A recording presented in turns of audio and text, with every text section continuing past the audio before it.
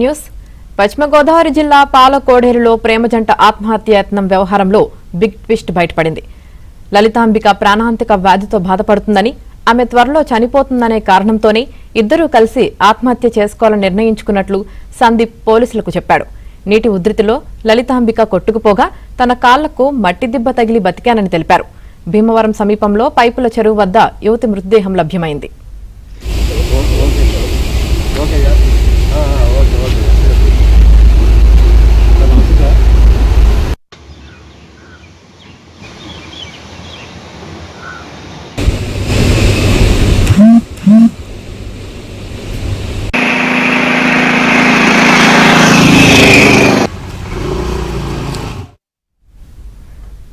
పశ్చిమ గోదావరి జిల్లాలో ప్రేమ జంట ఆత్మహత్యాయత్నం వ్యవహారంలో బిగ్ ట్విస్ట్ బయటపడింది. ఇక దీనికి సంబంధించి పూర్తి సమాచారం మా ప్రతినిధి రాంబాబు అందిస్తారు. రాంబాబు.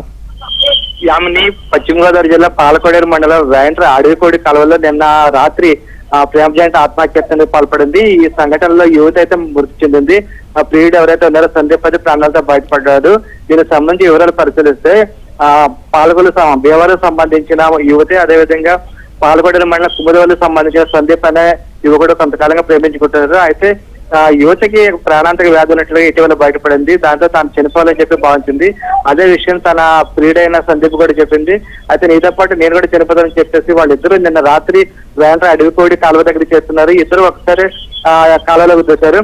ఈ నీటి ప్రవాహంలో ఆ యువత అయితే కొట్టుకుపోయింది. కానీ సందీప్ మాత్రం ఇసుక కట్టు తాగడంతో అక్కడ ఆగిపోయాడు. దాంతో ప్రాణాలతో బయటపడ్డాడు. ఆ యువతి మృతదేహాన్ని ఈ రోజు ఉదయం పోలీసులు, అదేవిధంగా ఫైర్ సిబ్బంది అయితే వెలికి తీశారు. ఈ సంఘటనలో సందీప్ వాంగ్మూలం అయితే అత్యంత కీలకంగా మారింది. ప్రధానంగా యువత ఎవరైతే ఉందో, తన ప్రేరణ ఎవరైతే ఉందో, ఆమెకు ప్రాణాంతక వ్యాధి ఉందో, అంతే దానివల్ల చనిపోవాలని భావించింది.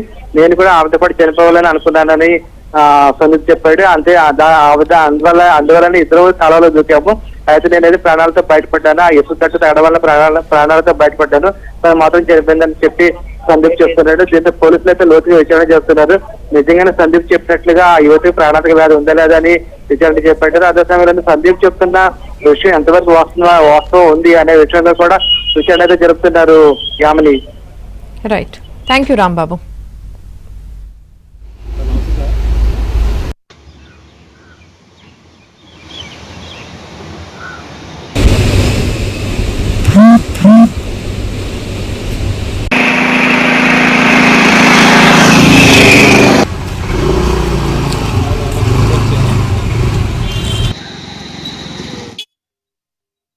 అమ్మాయికి ప్రాణాంతకర వ్యాధి ఉంది, అందుకోసం నాతో చెప్పింది.